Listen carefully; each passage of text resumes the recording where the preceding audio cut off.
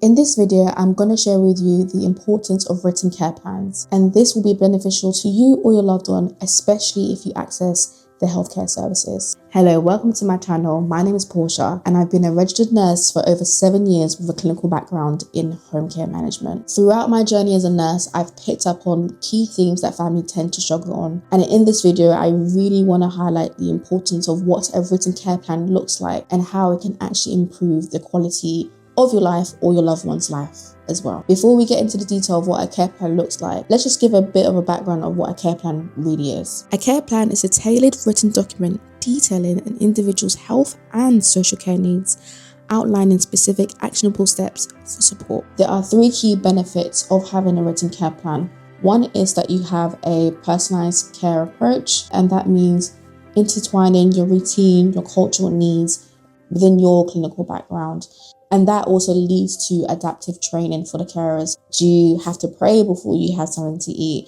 Do you have to empty your catheter before you pray? So having that personalized approach makes care relative towards you rather than just to your clinical needs.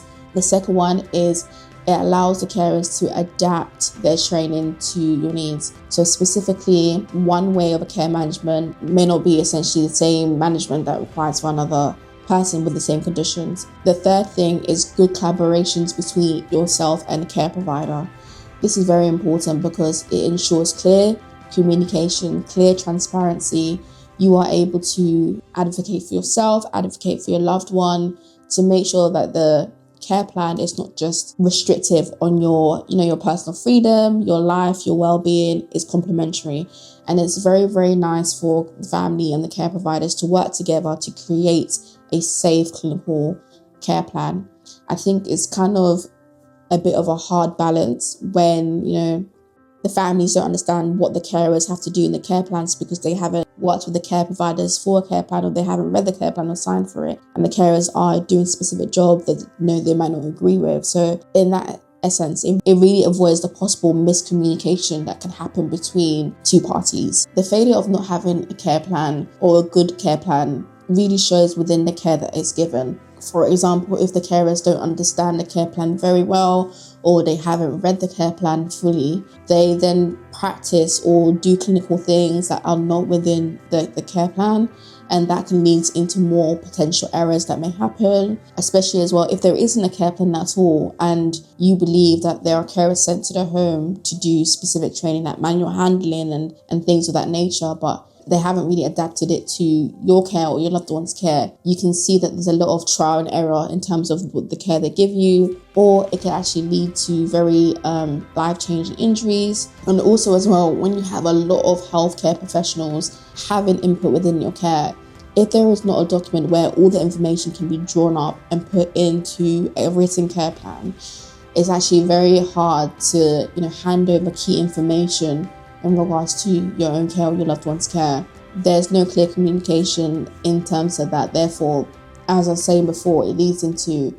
bad practice, not exactly knowing how to handle your loved one's care or your care. And sometimes we'll find out that you are the one relaying the information back to them over and over again because, there's no care plan written, in essence. Key components of a care plan should include personal information such as your name, your date of birth, your contact details and emergency contact, and also as well your medical history and health needs, which consist of any medical diagnosis, any allergies, any medications or relevant health professionals involved in your care.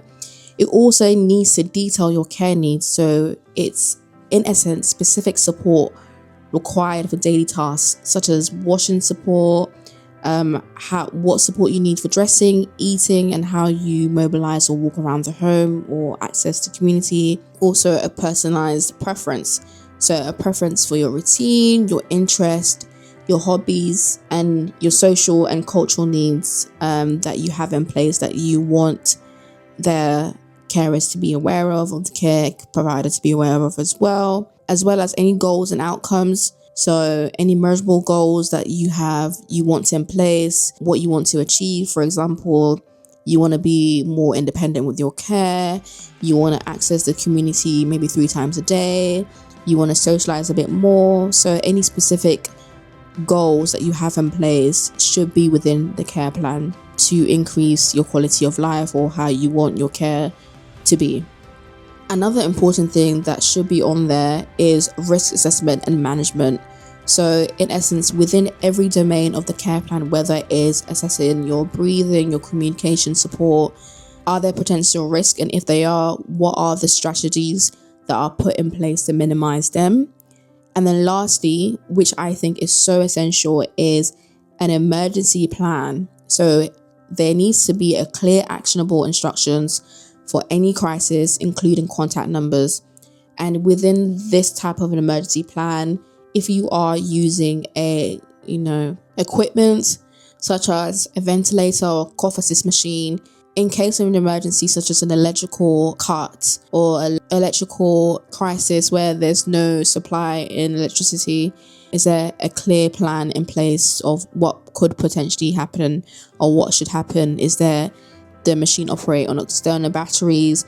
Would there need to be a transmission to hospital? They need to have a clear plan of what is to happen in case of those types of emergencies as well. If you guys enjoy this video, you're going to love this video over here where I break down how to find a good care provider. So check that video out.